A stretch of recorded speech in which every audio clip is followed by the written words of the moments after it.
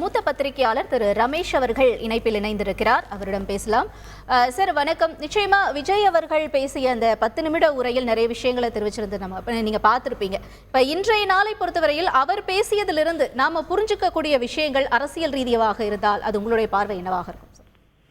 மாணவர்கள் அரசியலில் ஈடுபாடு காட்ட வேண்டும் என்பதும் அல்லது படித்தவர்கள் அரசியலுக்கு வர வேண்டும் என்பதும் வரவேற்கத்தக்க கருத்து தான். ஆனால் அது புதிய கருத்து அல்ல. கிட்டத்தட்ட ஒரு 40 ஆண்டுகளுக்கு முன் துக்ளக் நிறுவிய ஆசிரியர் சோ அவர்கள் நேர்மை உறங்கும் நேரம் என்ற ஒரு நாடகத்தை எழுதி இயக்கியிருந்தார். அது ஒரு புகழ்பெற்ற நாடகம். முகமது பின் துக்ளக் என்ற நாடகத்தை போலவே அதுவும் ஒரு மற்றொரு புகழ்பெற்ற நாடகம். அந்த நாடகத்தில் படித்தவர்கள் அரசியலை பற்றி விவாதிக்கிறார்கள், பேசுகிறார்களே தவிர ஓட்டு போடுகிற கடமையில் செய்வதில்லை, மற்ற கடமைகளையும் செய்வதில்லை. ஒரு அக்கறையின்மையோடு இருக்கிறார்கள். அதனாலேதான் நாட்டிலே பல தவறுகள் முறைகேடுகள் நடக்கின்றன என்கிற ஒரு பொருள்பட அந்த நாடகம் அமைந்திருக்கும். ஆகவே இது மிக பழமையான கருத்து. நிச்சயமாகவே படித்தவர்கள் அரசியல் பற்றி நிறைய விவாதிக்கிறார்கள், சமூக வலைத்தளங்களிலே இயங்குகிறார்கள். ஆனால் அத்தோடு நின்று விடுகிறார்கள், பெரிய ஆர்வம் காட்டுவதில்லை. சாதாரணமானவர்கள் ஒரு பொது பிரச்சனை குறித்து செலுத்துகிற அளவு கூட தீவிர கவனத்தை படித்தவர்கள் செலுத்துவதில்லை. பொதுநல வழக்குகள் தொடுப்பதற்கு முன்வருவதில்லை. ஆகவே இந்த நிலையில் திரு விஜயனுடைய அழைப்பு நிச்சயம் வரவேற்கக்கூடிய ஒன்றுதான். படித்த இளைஞர்கள் நிறைய அரசியலுக்கு வர வேண்டும், படித்தவர்கள் அரசியல் பால் ஆர்வம் காட்ட வேண்டும். அந்த நாடகத்தில் ஒரு வேடிக்கையாக ஒரு வசனம் வரும், கேஸே இல்லாத வக்கீல், பேஷண்டே இல்லாத டாக்டர், இவர்கள் தான் அரசியலுக்கு இன்றைக்கு வந்து கொண்டிருக்கிறார்கள் என்று. ஆகவே அப்படிப்பட்ட நிலைமை இருக்கக்கூடாது. அரசியல் குறித்த விழிப்புணர்வை மாணவர்களிடம் அவர் தோற்றுவித்திருக்கிறார் என்கிற வகையில் அவருடைய கருத்தை நான் வரவேற்கிறேன். Right sir. இப்ப நிறைய விஷயங்களை பேசும்பொழுது அதாவது பொய்களை நம்பாமல் உண்மை தன்மையை ஆராய்ந்து வாக்களியுங்கள்னு சொல்லியிருக்காரு. நீங்களும் சில விஷயங்களை உண்மை தன்மை புரிஞ்சு அதுக்கேற்ற மாதிரி செயல்படுங்க அப்படின்னு மாணவர்கள்ட்ட ஒரு வலியுறுத்தலை வச்சிருக்காரு. இப்ப இது எதை காட்டுகிறது சார்? இப்ப இருக்கக்கூடிய இந்த சோசியல் மீடியா பற்றியா, அரசியல் பற்றியா, அல்லது மாணவர்களுடைய இந்த பல்வேறு நிலைப்பாடுகள் பற்றியா? நாட்டு நடப்பை குறித்து பல்வேறு குழப்பமான செய்திகள் வருகின்றன.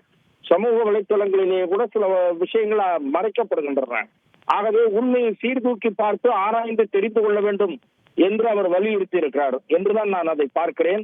அரசியல், அதாவது பொலிட்டிக்கல் அவேர்னஸ், அது பரவ வேண்டும். இளைஞர்களுக்கும் படித்தவர்களுக்கும் அதை அவர்கள் தெரிந்து கொண்டு பலருக்கும் தெரியப்படுத்த வேண்டும் என்கிற ஒரு முயற்சியை அவர் முன்னெடுத்திருக்கிறார். போக போக பல விஷயங்களில் அவருடைய கருத்தை நாம் பார்க்க வேண்டியிருக்கிறது.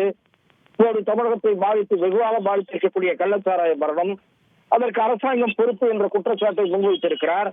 இவ்வாறு பல பிரச்சனைகள் இருக்கின்றன, ஜாதிய ஒடுக்குமுறைகள் இருக்கின்றன, வெவ்வேறு விஷயங்கள் இருக்கின்றன. இது குறித்தெல்லாம் அவருடைய பார்வை இன்னும் தெளிவாகவும் ஆழமாகவும் அவர் வெளிப்படுத்த வேண்டும்.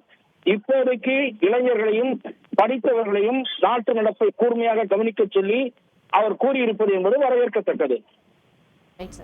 இப்ப நம்ம காலையில பார்க்கும் பொழுது இப்ப இந்த மாதிரி பேசக்கூடிய இடங்கள்ல அவர் இன்னும் சில விஷயங்களை அழுத்தமா சொல்லலாம், நீட் தேர்வை பத்திலாம் பேசலாம் அப்படின்னு சில கருத்துக்கள் வந்திருந்தது சார். இப்ப இந்த இடத்துல அவர் பேசியிருக்கலாமா அப்படிங்கறத பத்தி உங்களுடைய பார்வை என்ன சார்?